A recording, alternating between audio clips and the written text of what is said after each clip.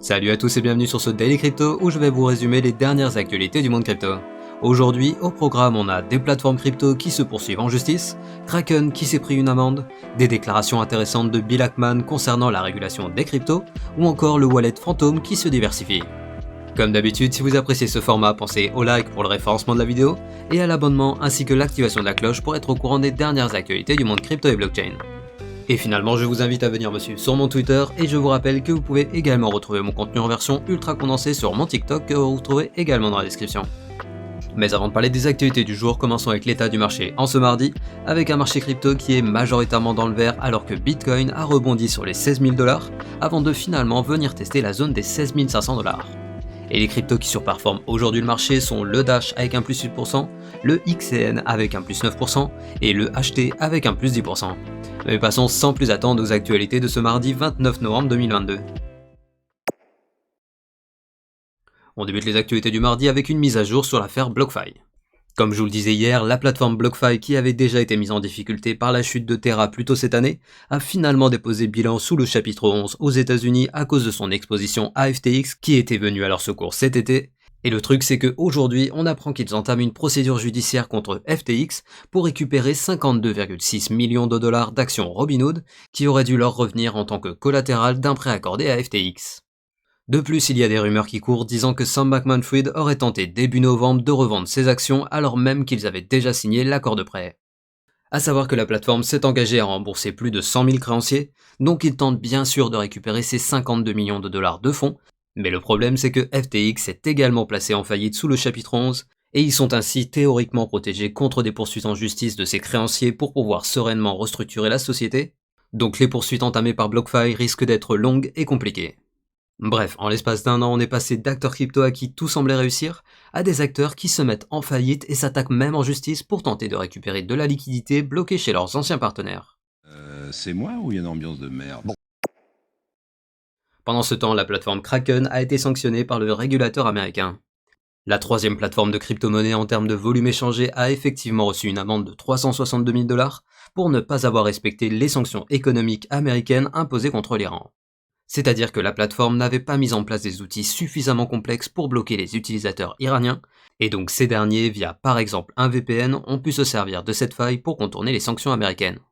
Et je précise que le montant très faible de l'amende s'explique tout d'abord par le fait que les volumes incriminés ne représentent que 1,68 million de dollars sur 826 transactions, ce qui aurait rapporté, d'après les estimations, un maximum de 4 400 $. Mais cette petite amende s'explique surtout par le fait qu'ils ont eux-mêmes signalé cette irrégularité aux autorités américaines. Donc en gros, Kraken s'est pris un petit rappel à l'ordre, et ils ont annoncé qu'ils allaient prendre des mesures pour éviter que cela se reproduise. Parlons maintenant des déclarations du milliardaire Bill Ackman. Le célèbre investisseur s'est prononcé sur la régulation des cryptos et il considère que le meilleur moyen d'assainir l'écosystème crypto n'est pas d'ajouter de nouvelles règles, mais plutôt de renforcer l'application des règles existantes. Et il pense que de ce côté, les régulateurs sont très en retard et ne disposent pas des ressources nécessaires. Donc pour lui, pendant que les régulateurs rattrapent leur retard, ce qui pourrait prendre plusieurs années, ce sera à l'écosystème crypto de s'autoréguler et de mettre à l'arrêt des mauvais acteurs. Mais pendant ce temps, on a Christine Lagarde qui veut toujours plus de nouvelles règles. La directrice de la Banque Centrale Européenne a effectivement déclaré que même si, selon elle, l'Europe est à l'avant-garde de la régulation des cryptos, il faudra une deuxième loi MiCA qui englobera plus largement cette industrie naissante, et il faudra probablement s'attendre à une taxation du secteur des cryptos unifiée en Europe avec ce deuxième MiCA. A savoir que MiCA, premier du nom, devrait théoriquement entrer en vigueur en 2024 au plus tôt. Revenons dans le secteur des cryptos avec le wallet Phantom qui se diversifie.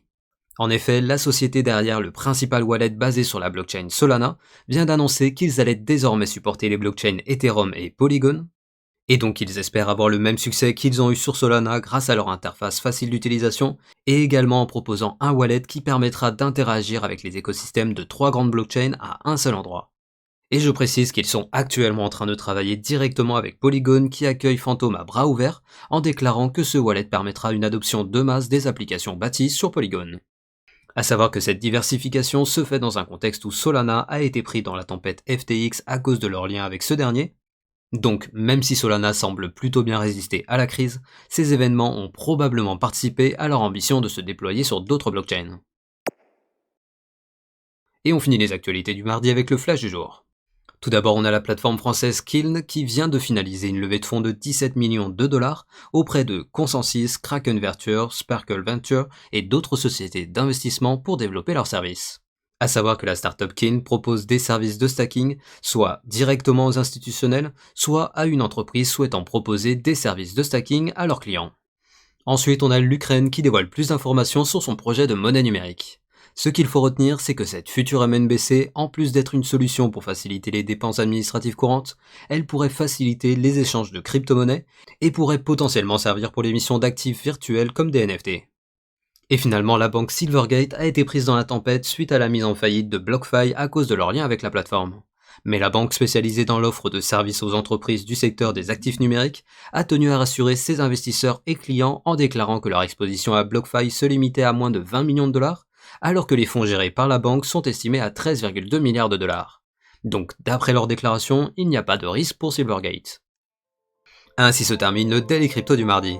Je vous invite à venir me suivre sur mon Twitter que vous retrouverez dans la description, et je vous rappelle que vous pouvez retrouver mon contenu en version ultra condensée sur mon TikTok que vous retrouverez également dans la description.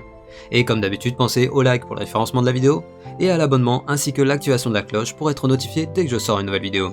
Et je vous dis à demain pour un nouveau Daily Crypto.